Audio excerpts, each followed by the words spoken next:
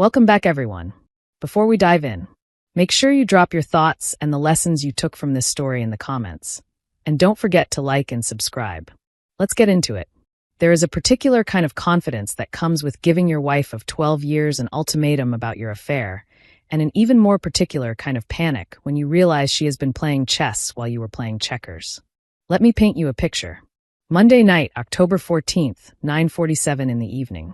I am folding laundry in our perfectly decorated Westfield, New Jersey living room when Calvin strolls in, as if he is about to deliver a keynote on how to destroy a marriage in one conversation. The man actually loosens his tie, his real estate agent tie that I have ironed for a dozen years, and clears his throat like he is announcing quarterly earnings. "Maya," he says, using that patronizing tone he usually reserves for explaining the mortgage process to first-time home buyers. "We need to talk. I have been married long enough to know that we need to talk translates to I have already made a decision, and I am about to make it your problem." I play along, setting down Lena's soccer uniform and giving him my full attention, because that is what good wives do, right? We listen. We accommodate. We pretend not to notice when our husband's late client meetings start happening 3 times a week at the exact same time our neighbor, Jasmine Mitchell, begins posting cryptic social media stories about deserving happiness. "I am in love with Jasmine," Calvin announces, like he is revealing the weather forecast. "I have been for 6 months. I want to be with her, but I also do not want to hurt you or the children unnecessarily." The audacity, the sheer breathtaking audacity, to frame his betrayal as a considerate gesture. But here is where it gets rich. Calvin, my husband, who cannot remember to replace the toilet paper roll but apparently has a photographic memory for managing an affair, then delivers his masterpiece. "I am giving you 24 hours to think about it. You can either accept that I need Jasmine in my life, and we figure out how to make this work as a family, or we get divorced. Your choice. My choice." How generous. What Calvin does not know, what this absolute walnut of a human could not possibly fathom, is that I have been collecting evidence like a suburban detective for 2 solid weeks. Jasmine may be adept at sneaking around, but she is terrible at social media operations. Who posts stories from inside someone else's car? Who geotags a motel on Route 22 at 2 in the afternoon on a Tuesday? Who uses song lyrics like "Finally Found My Soulmate" as captions when her neighbor's husband follows her account? Amateur hour. While Calvin is delivering his ultimatum with the confidence of a man who thinks he holds all the cards, I am mentally reviewing the comprehensive file I have already compiled. Screenshots of their conversations pulled from our shared cloud storage. Photos of them at that dingy motel. Credit card statements showing charges at jewelry stores I have never seen. Even a receipt from a lingerie shop, because apparently buying your mistress underwear on the joint credit card is what passes for romance. Now, but the real jewel of Calvin's stupidity is that he picked the wrong neighbor. Jasmine Mitchell's husband, who lives 3 houses down in our cozy little Westfield subdivision, is not a regular suburban father grilling on weekends. Anthony Mitchell is a divorce attorney. Not just any divorce attorney, but the kind who specializes in high-asset divorces and custody battles. The kind of lawyer who turns cheating spouses into financial footnotes. And Anthony has no idea his wife is cheating.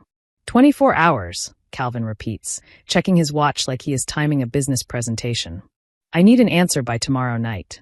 I look at my husband, really look at him, standing in our living room surrounded by family photos and children's artwork, demanding that I accept his betrayal like it is a minor scheduling adjustment. This man I supported through licensing exams. This man I comforted through his father's death. This man with whom I built a life in our perfect suburban bubble. "All right," I say simply. "I will think about it."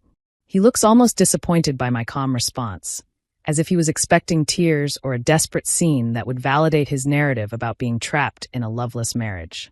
Instead, he gets a wife who nods and goes back to folding laundry. What he does not see is the slight smile tugging at the corner of my mouth as I fold Drew's jersey. Because while Calvin is giving me a day to process his betrayal, I have already spent 2 weeks processing something more interesting. Exactly how to end their fantasy with surgical precision. He wants to play hardball? Fine. He should have checked whether I know the rules. 24 hours. What Calvin does not realize is that 24 hours is about 23 and a half hours more than I need. Because tomorrow morning at exactly 6 o'clock, Anthony Mitchell is going to receive the wake-up call of his life. Tuesday morning arrives with all the suburban pleasantness of a Hallmark movie. If Hallmark movies featured marriage-ending bombshells and enough restrained fury to power the entire school district. Calvin bounds downstairs at 7 o'clock looking like a man who slept the peaceful sleep of someone who thinks he has successfully shifted all his problems onto his wife's shoulders. He even hums while pouring his coffee, which is impressive considering he usually moves through mornings like a mourner. "Morning, Maya," he says, kissing my forehead like we are still playing house. "Sleep well." I am packing Lena and Drew's lunches, the same routine for 5 years, but today feels different. Today feels like the last time I do it as Calvin Carter's wife. "Like a baby," I reply, which is technically true if babies spend the night drafting devastating email attachments and practicing neutral expressions in bathroom mirrors. The children thunder down the stairs. Drew in his rumpled uniform because he treats getting dressed like an Olympic event, and Lena stress-eating cereal because she has a math test. Normal Tuesday chaos, except their father has just detonated their stability, and their mother is about to return the favor. "Father, can you drive us today?" Lena asks through a mouthful of cereal. "Mother always makes us leave too early." "Cannot today, sweetheart," Calvin says, ruffling her hair like a man who has no idea he is about to become a weekend parent. Big client meeting. Big client meeting. Is that what we are calling it now? I watch him grab his briefcase. The same briefcase where I found Jasmine's love notes tucked behind business cards like a twisted scavenger hunt. The man has the organizational skills of a toddler, but has somehow kept a 6-month affair running. "I will be home late tonight," he announces, straightening his tie. "That client meeting may run long." "Of course it will," I say sweetly, handing him his travel mug. There is a flicker behind his eyes, like he is starting to suspect that my sudden compliance is counterfeit. But Drew cannot find his backpack, and Lena spills juice on her uniform, and the moment dissolves in the chaos of family life. The life he just chose to throw away. After he leaves for his 9 o'clock coffee date with Jasmine at that trendy downtown place where she likes to photograph lattes, I get the children off to school and settle in for the most productive morning of my life. Step 1. A final review of my evidence file. Screenshots organized chronologically. Credit card statements highlighted. Photos printed in high resolution because nothing ends a marriage like crystal clear proof of betrayal. I even create a timeline. Thoroughness is a kindness when the truth must be undeniable. Step 2. Craft the perfect email to Anthony Mitchell. This is not a tantrum. This is a surgical strike. No dramatics. Just facts, presented by one parent to another. I type. "Anthony, I believe there are things about your wife, Jasmine, you should know. I have attached documentation I think you will find concerning. As a fellow parent in our community, I felt you deserved to know. Please contact me if you need clarification. Best regards, Maya Carter." The attachments are the masterpiece. 43 screenshots, 12 photos, 8 statements, and a detailed timeline precise enough to make a federal investigator proud. Everything is organized in folders labeled with quiet precision. Communications, financial evidence, photographic documentation, and, my personal favorite, motel receipts. Step 3. Schedule the email for 6 o'clock Wednesday morning, exactly 24 hours after Calvin's ultimatum. Just as Anthony is sitting down with his coffee, probably congratulating himself on meticulous case preparation. Meanwhile, neighborhood theater provides its own entertainment.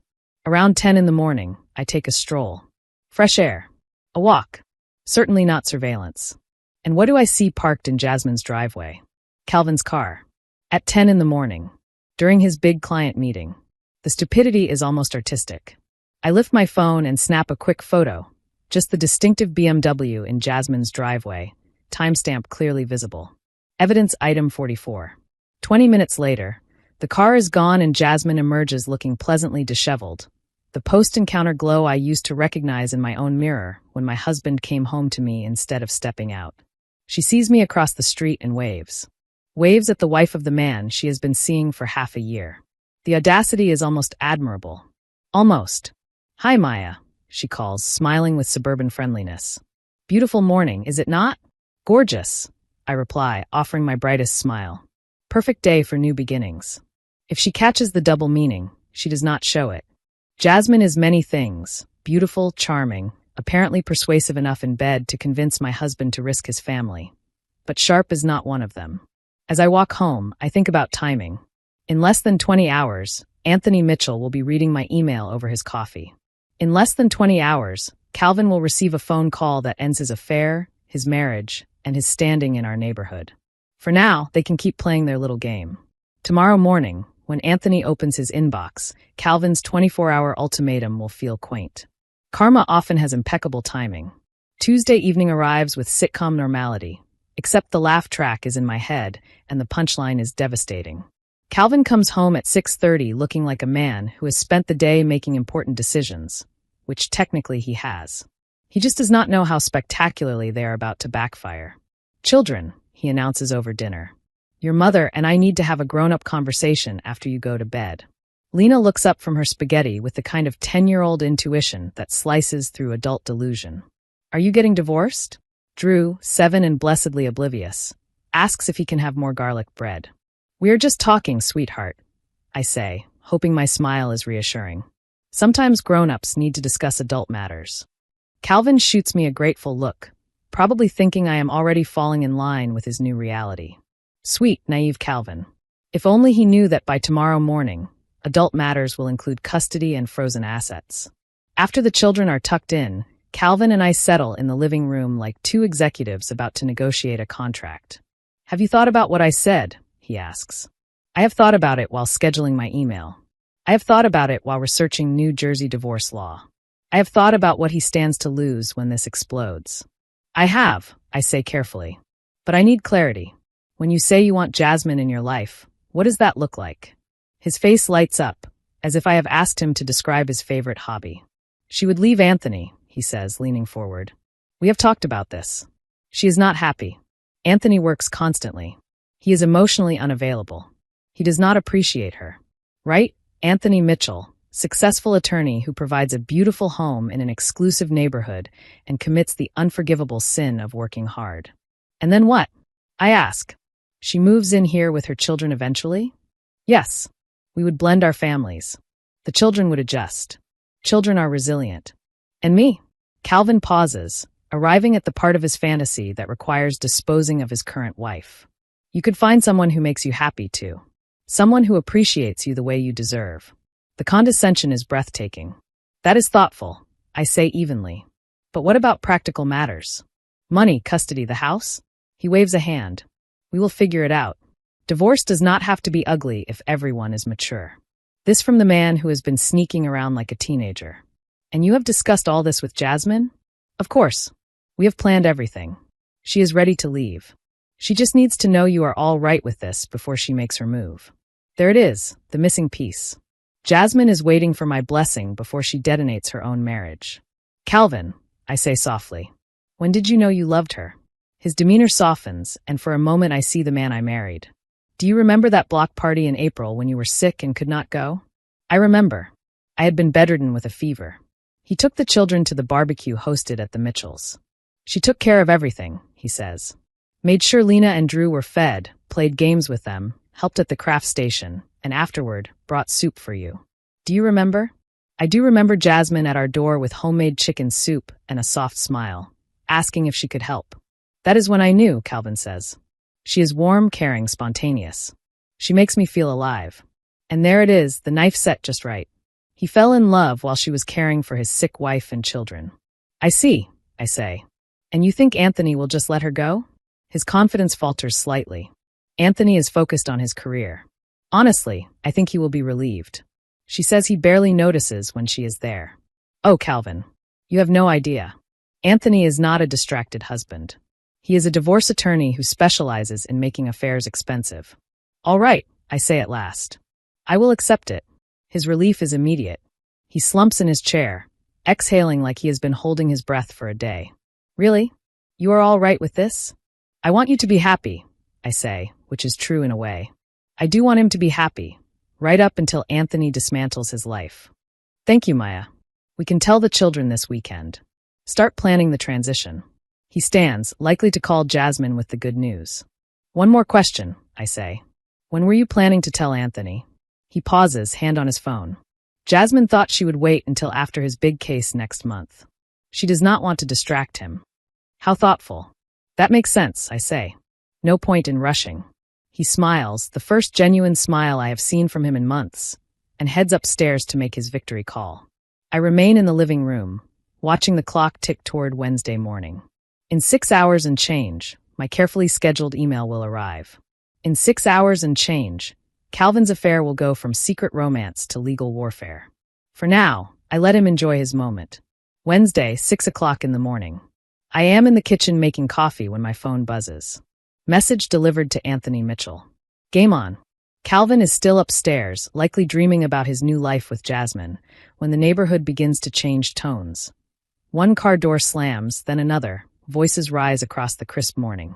By 6:15, I am at our front window with my mug, watching better entertainment than anything on television. Anthony's black sedan is in his driveway. Through their front windows, silhouettes move sharply. Even from 3 houses away, the body language is unmistakable, a marriage ending in real time. My phone rings at 6:23. Mrs. Carter, a crisp, professional voice says, threaded with controlled fury. This is Anthony Mitchell. I believe we need to talk. Of course, I say. I am sorry you found out this way. Are you available to meet this morning? I have questions about the documentation you provided. Documentation. He is already thinking like a lawyer, which is precisely what I counted on. Absolutely. Somewhere private. My office. 8 o'clock. I will send the address. The line goes dead. At 6:45, Calvin finally stumbles downstairs, still in pajamas, looking like a man ready to begin his new life. Morning beautiful, he says, attempting a cheek kiss. Sleep well. Like a baby. I hand him his mug.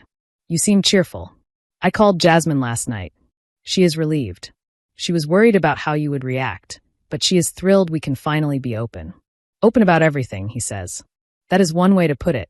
When do you think she will tell Anthony? I ask. He pauses mid-sip. We were thinking perhaps this weekend. Give everyone time. Perfect. They have no idea Anthony has already processed everything and is preparing for battle. That sounds reasonable, I say. No need to rush. He goes upstairs to shower, humming. Meanwhile, I watch Anthony's car back out with focused precision. Someone is about to have a very bad day. At 7:30, I am getting ready to leave for my meeting when Calvin comes down for work. Big day, he announces. Investors at the Henderson property, then lunch with Jasmine to plan how we tell the children.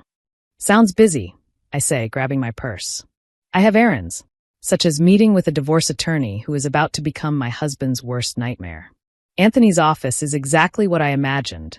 Mahogany furniture, leather-bound books, and an atmosphere that suggests billable hours begin at 500. He is equally composed, tall, silvering hair, and the focused eyes of someone who has spent 20 years dismantling marriages. Mrs. Carter, he says, shaking my hand with a firm grip. Thank you for coming, and thank you for the information. I am not sorry, I say. His smile is thin and sharp.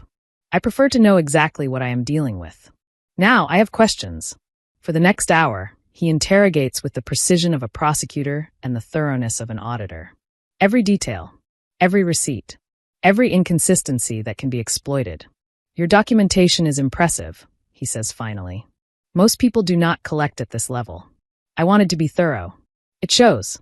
Based on this, I can build a case that will make your husband and my wife very, very sorry they chose betrayal. He leans back. Are you familiar with New Jersey divorce law? Not particularly. Allow me, he says.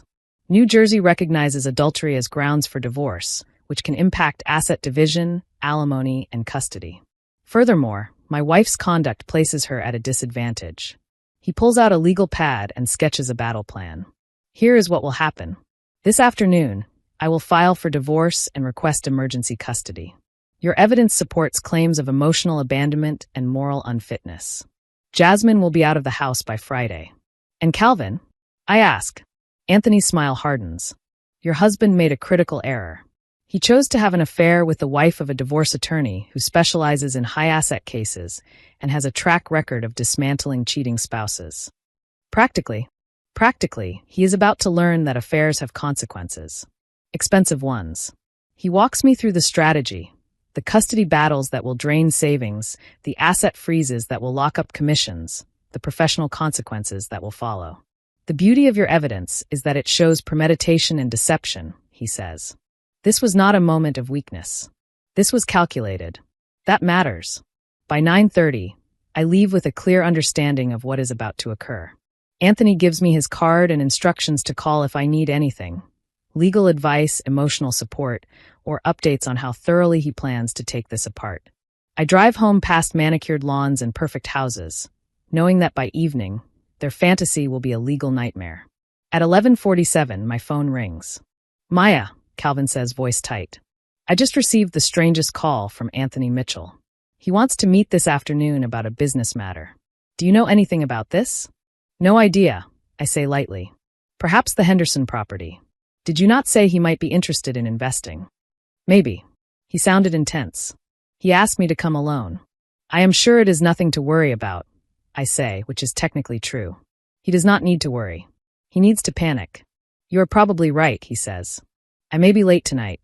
After I meet Anthony, Jasmine, and I want to start looking at apartments. Apartments. They plan to shop for apartments while Anthony prepares filings that will ensure Jasmine cannot afford a cardboard box. That sounds exciting, I say. New beginnings. Exactly, he says, oblivious to the irony. At 3 o'clock, I am folding laundry when a car pulls into our driveway with unusual force. Through the window, I see Calvin get out of his car, pale and shaken. His phone rings as he walks to the door. Even from inside, I hear him answer. Jasmine? What do you mean served with papers? What papers? He fumbles with his keys. What do you mean kicked out? He cannot just Jasmine, slow down. What did the lawyer say? I position myself in the kitchen, pretending to organize mail, as he bursts in, looking like his world has collapsed. Maya, he calls, desperation bleeding into his voice. Maya. I walk into the living room with the casual pace of someone with no idea her husband's affair has been weaponized. What is wrong? You look terrible. Anthony Mitchell, he says, sinking onto the couch. He knows. He knows everything. Knows what? About me and Jasmine. He has pictures. He has our messages. He knows about the motel, the dinners. Everything. I sit across from him, arranging my face into a mask of appropriate shock. How is that possible? I do not know, he says. He said someone sent him evidence, but he will not say who. He has destroyed us. Jasmine has been served with divorce papers and kicked out. He is asking for full custody. He is threatening to sue me for alienation of affection. Alienation of affection. Thorough indeed. I am so sorry, I say softly. That is terrible. He looks at me with desperate, confused eyes. The worst part is that he seemed to enjoy it, as if he had been planning for weeks. Everything was organized. Every detail. It was an ambush.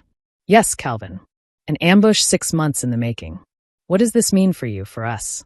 I ask. He rubs his face. I do not know. He made it clear he is going to make this as expensive and public as possible. He is threatening to contact my broker, tell our neighbors, file complaints with professional organizations. The beauty of Anthony's strategy is its completeness. He is not just ending their affair. He is ending their reputations, their prospects, and their financial stability. Perhaps this is a sign, I say gently. Perhaps the universe is telling you some things are not meant to be. He looks like a man who has just realized he has been playing checkers while everyone else was playing chess. Maya, I think I made a terrible mistake. There it is. The moment I have been waiting for since Monday night, when he had the audacity to give me an ultimatum about accepting his affair. What kind of mistake? I ask. All of it, he says. The affair, the ultimatum, thinking I could rearrange everyone's lives to make myself happy. He starts pacing, running a hand through his hair like a man having a quiet breakdown. Anthony is not just some suburban father. He is a weapon. And somehow he got evidence that can destroy my career, my reputation, everything. Maybe there is a way to fix this, I suggest. If you and Jasmine ended things. If you both apologized. He laughs, a short, broken sound. It is too late. Anthony made it clear this is war. He is going to destroy us as publicly and expensively as possible. He sinks back onto the couch, smaller than I have ever seen him. Maya, I know I have no right to ask after what I have done, but do you think there is any chance we could work through this? Maybe try counseling. And there it is, the complete reversal. 24 hours ago, Calvin Carter was issuing ultimatums. Now he is begging for counseling. I look at him, really look at him. In our living room surrounded by the family life, he was ready to discard for a woman now homeless and facing ruin. Calvin, I say carefully, are you asking because you want to save our marriage or because Anthony scared you?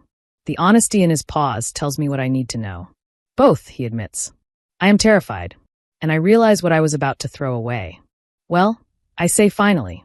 I suppose we have things to discuss. 3 months later, I sit in my newly redecorated living room. Same house, different life. Watching Calvin load the last of his belongings into a rental truck while our children help carry boxes. It turns out counseling works best when both people want to be there, not when one person uses it as a panic room to hide from consequences. Anthony, true to his word, turns Calvin and Jasmine's affair into the most expensive midlife crisis in Westfield history. By the time the divorce settlements are finalized, Calvin has lost half his assets, his reputation, and his standing in our community. Jasmine is living in a studio across town, working at a retail store to pay legal fees, while Anthony has full custody of their children and kept their beautiful home. The exquisite irony is that Calvin spends our final counseling session asking if there is any way to make this work, while simultaneously being served papers related to Anthony's alienation of affection claim. Apparently, one cannot rebuild trust while one's affair partner is texting about which lawyer to hire. Calvin moves out to a one-bedroom apartment that costs more than our old mortgage. The children spend alternate weekends with him, which gives me every other weekend completely to myself for the first time in 12 years. Last Saturday, I got a pedicure, had lunch with adults, and wandered a bookstore where nobody asked for snacks or help finding shoes. It was glorious. Lena and Drew have adjusted better than expected. Probably because Calvin's monumental life change has resulted in him being more present during his limited time with them than he had been in years. Nothing motivates quality parenting like seeing your children 4 days a month. As for Jasmine, our paths cross at the grocery store.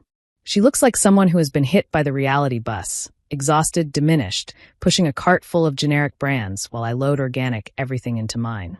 She approaches me in a small voice. Maya, I know you probably hate me, but I want you to know I am sorry. I never meant for any of this to happen.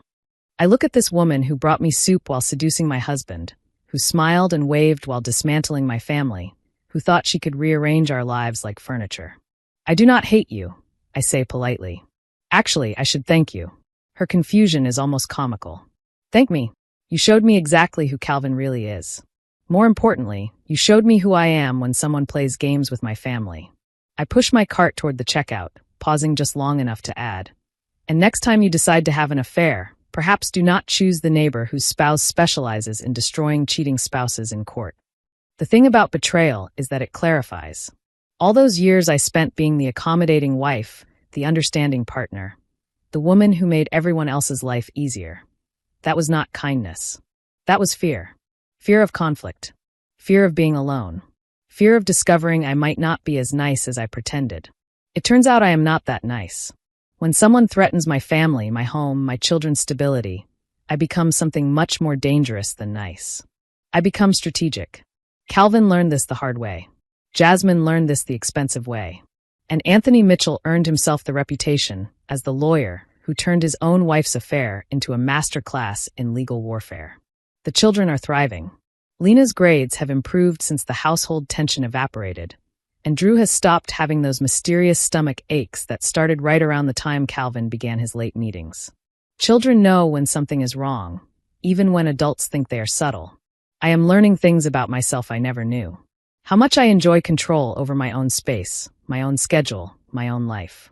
How satisfying it is to make decisions without consulting someone who secretly resents every choice. How liberating it feels to stop performing happiness for someone who stopped appreciating it months ago. I have started taking evening classes, marketing strategy at the community college. It turns out I have a real talent for understanding human psychology and predicting behavior patterns.